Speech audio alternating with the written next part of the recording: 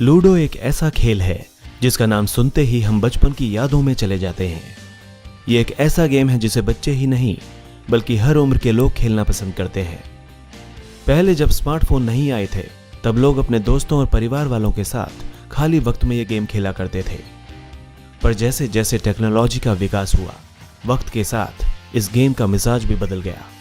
Smartphones, tablets और हजारों hi-fi games की भीड़ में यह पारंपरिक खेल कहीं खो गया था।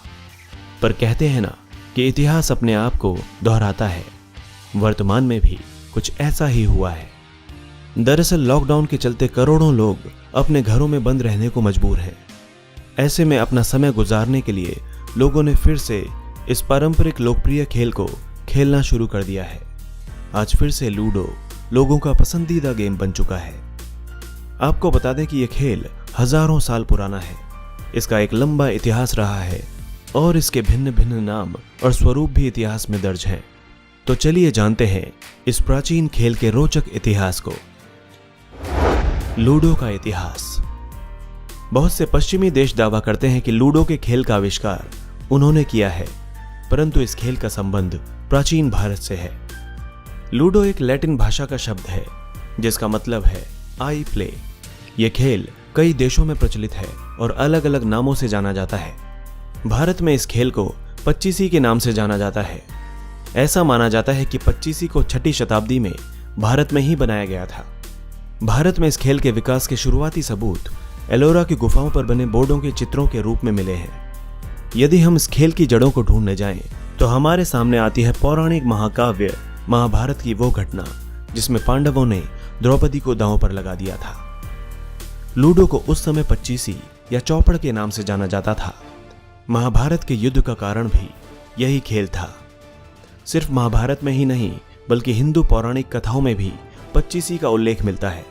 पच्चीसी से संबंधित कई हिंदू देवी देवताओं की कहानियां प्रचलित हैं। एक उदाहरण में श्री कृष्ण यह खेल सत्यभामा के साथ खेलते हुए नजर आए हैं। एक मत तो यह भी है कि यह खेल कैलाश पर्वत पर माता पार्वती शिव जी के साथ खेला करती थी। मध्यकालीन इतिहास में पच्चीसी का सबसे बड़ा उल्लेख हमें मिलता है 16वीं सदी में मुगल सल्तनत के सबसे प्रभावशाली राजा अकबर के दरबार में। उन्होंने फतेहपुर सीकरी के दरबार में एक विशाल पच्चीसी के बोर्ड का निर्माण करवाया था, जहां वे अपनी दासियों को खेल में प्यादों के रूप में इस्तेमाल करते थे और शानदार तरीके से पच्चीसी के खेल का लुत्फ उठाते थे। इस खेल पर किए गए शोधों के अनुसार यह खेल लगभग 2000 साल से भी ज्यादा पुराना है। अकेले मैसूर में ही यह खेल 10 तरीकों से खेला जाता है। तो आप सोच सकते हैं कि पूरे भारत में यह कितने तरीकों से खेला जाता होगा।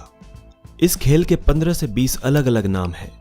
हम इसे पगड़े, पच्चीसी, चौपड़, चौसर, दायकटम, सोकटम और वर्जेस आदि नामों से भी जानते हैं। पच्चीसी में आमतौर पर 4 खिलाड़ी खेलते हैं, परंतु दक्षिण के राजा की बदौलत इस खेल में कई बदलाव आए। 19वीं सदी में मैसूर के राजा कृष्णराज वाडियार तृतीय की 4 पत्नियां थीं और 22 से भी अधिक दासियां थीं। वे अपनी सभी पत्नियों के साथ पच्चीसी का खेल खेलते थे।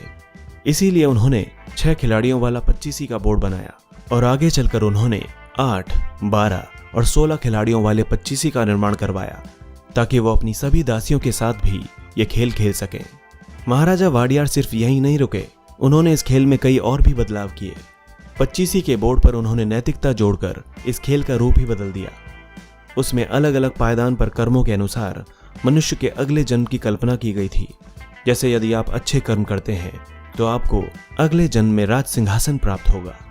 महाराजा वाडियार ने इस खेल को धर्म और चरित्र से जोड़ दिया था। आगे चलकर 1896 में अंग्रेजों ने इस खेल में काफी बदलाव किए। उन्होंने इस खेल में प्रयोग किए जाने वाले पासे को एक क्यूब का आकार दे दिया था, जिसे वो एक कप की सहायता से लुढ़काते थे। बाद में इंग्लैंड में इसे लूडो के नाम से पेटेंट करा लिया गया। हालांकि मिस्र में भी पच्चीसी की तरह एक गेम प्रचलित था। जिस तरह आज हम लूडो खेलते हैं, ठीक उसी तरह वो एक खेल खेला करते थे। फर्क इतना है कि लूडो में हम डाइस फेंकते हैं और वे छोटी छोटी लकड़ियां फेंकते थे और अपनी चाल चलते थे। इस खेल का नाम था सीनेट। आपको जानकर यह हैरानी होगी कि यह खेल सालों साल चलता था। उससे भी बड़ी हैरानी की बात तो यह थी कि खेलने वाला भी इसे खेलते हुए ऊबता नहीं था। सीनेट भी एक बोर्ड गेम था इसके अवशेष प्राचीन मिस्र की कई कब्रों से प्राप्त हुए हैं। इसके अलावा इस खेल को कई चित्रों में प्राचीन राजा रानियों द्वारा खेलते हुए भी दिखाया गया है। दोस्तों, इसी तरह की इंटरेस्टिंग और इन्फॉर्मेटिव वीडियोस देखने के लिए हमारे चैनल हिस्टोरिक हिंदी को आज ही सब्सक्राइब करें और बेल आइकन को दबाना ना भूलें।